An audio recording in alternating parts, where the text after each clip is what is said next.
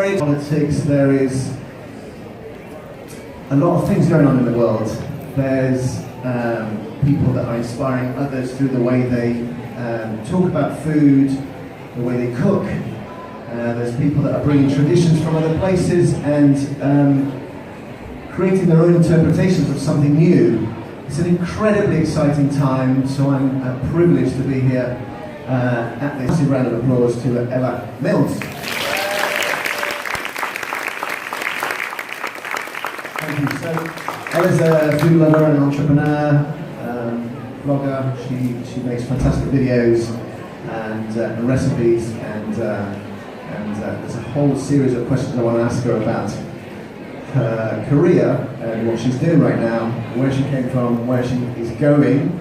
And I'd also like to ask you guys to think of any questions as well, because I think there's lots of people that want to ask some thoughts about what she's doing right now as well. So, first of all, I'd like to ask you, in terms of food, I know this is basic broad strokes, but I'm just going to start in terms of basic broad strokes. In terms of food, what do you believe in? Okay, first of all, hi everyone, thank you so much for coming. It's lovely to see you guys all here today. Can everyone hear okay? I'm conscious it's awesome.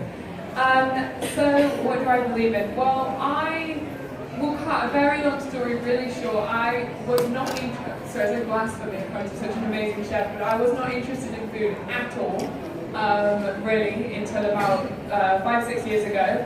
And I got really unwell with a condition that broke down my autonomic nervous system, and I spent a while in hospital, and then I spent a long time in bed taking a lot of medication and steroids and things, and those medications didn't have the desired effect on me, and I became interested in diet and lifestyle and how that could support me. And originally when I thought I'm going to change my diet, I'm going to focus on vegetables, I thought it would be like taking antibiotics. I would try it, if it worked, that'd be great, and then I'd be done with it, and I'd be back to my Haribo kind of ASAP. And I heard about Haribo. Yeah, I did love Haribo. And I completely fell in love with food and with cooking and with creating in a way that I never thought that I would. And I guess what I believe in is probably really not dissimilar at all to you. It is cooking with real food, fresh food, celebrating natural ingredients as they are. And I feel like, for me, at least in my experience, we came so far away from that connection to what we're eating, and everything came from a packet.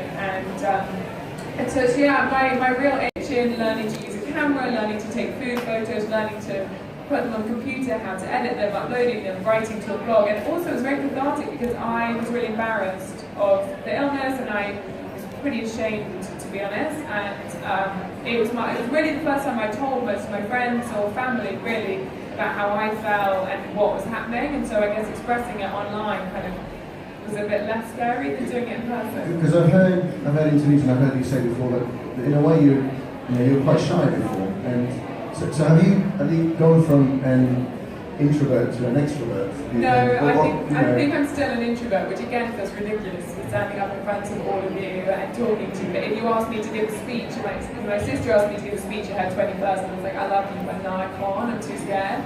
And so then, I guess it's something if you're really passionate about, then it's a bit less scary. So you feel you're on a mission, right? Because you had something that you needed to fix that was urgent, basically, and you used the time that you had as well, recovery, shall we say, to learn a new skill, a new communication skill.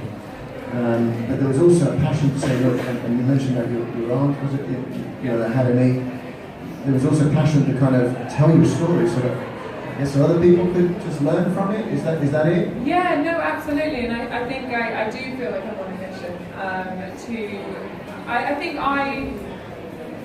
it's very relevant, I think, to the context in which this whole kind of clean eating. I'd like to say that in this stage we can be objective and just authentic and honest. And there's probably people in the audience that will probably challenge what we're saying, etc. And that's absolutely fair as well.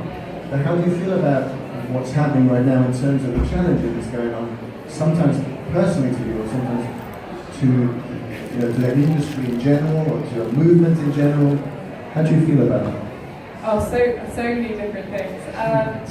No, it's a great question. I mean, I think the first thing, and the thing that it's about mission, you see, it's about mission. When you talked about mission, some of us have a mission as well, and I think that's very personal to you, and so just wanted people to understand how you feel personally about that. Yeah, no, 100%, and I think that links a little bit to what we were just saying about how, and I realised more than ever in the last kind of 6 weeks or so as we talk about it, that people do link healthy with diet, and so the feeling is I'm going to eat more broccoli because I've been loving this stew which has this, potatoes and cauliflower, it doesn't, but it's about making it work for you, and I think because we have this obsession with diet, the Duke diet, the Atkins diet, the 5-2 diet, we want to put everything in a box, and we want to say, I'm just going to do this, I'm just going to do that, and I think that's where the problem is, and that's something about what I do, and I love the fact that, you know, this is such a female audience, and it is kind of throughout what we do, and I feel quite depressed quite a lot of the time. There's so many of the meetings that we go to, I am the only girl in the room, and we have an amazing team, and the people we're connected to are incredible. They're unbelievably inspiring people, and I'm not trying to rule them out for their gender either, but I think that it's a real shame. But for me, like, that often racks my confidence when I go into a room and everyone's dressed in a suit, they go play golf, they make jokes about golf, and I'm like, wait guys, this was my idea, what about me?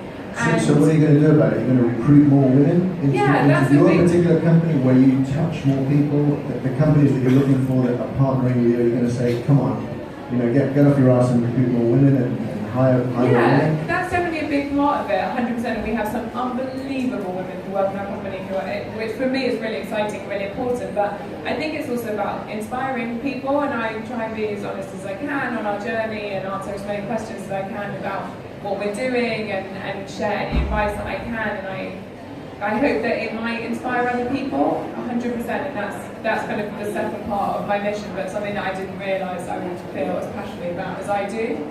And in terms of, you know, how loud will the music be? Not that loud. No, it was interesting. We before Matt, I was with someone who moved to LA, and I spent about 4 months living there with him, and that was really interesting for me to see their take on health and healthy eating. And we were back there over Christmas for some work, and we spent the night there. And we went to this amazing restaurant called Crossroads. If you are ever there, it's worth looking up. And it is technically a vegan restaurant, although again it doesn't stamp vegan anywhere, you don't see it on the menu, it's not in your face, it's not preachy, it's just a lovely restaurant, it's beautiful inside, and it was some of the most amazing food, just incredible. It was like sort of Hasselback potatoes roasted with truffles, I mean really like beautiful, amazing lentil dishes and chickpeas, but it was all kind of, you wanted to order everything on the menu. Matt said he's not vegetarian. Sometimes rolls his eyes at me and the kind of whole kombucha thing and all the rest of it. He's not vegan, so he's not kind of health nut like I am. And he ordered the whole menu like 4 times. We were so full, and that to me is inspiring, because again, like, I want to celebrate vegetables, I want to celebrate vegetarian food, but not in a way that feels limiting or inaccessible to other people. And so I was excited by that. It was kind of a sharing plate style. So that's the kind of vibe. Yeah, so something, I don't want it to be somewhere where you walk in and you think, oh, I'm not a raw vegan, I can't eat here. Because I don't know, it'd be interesting to see in the audience, but I don't think that's who most of the audience are, that's not who my friends are, it's not who my family are. I mean, I only know one other vegetarian, and so it's about creating somewhere that celebrates that kind of food, but in a way that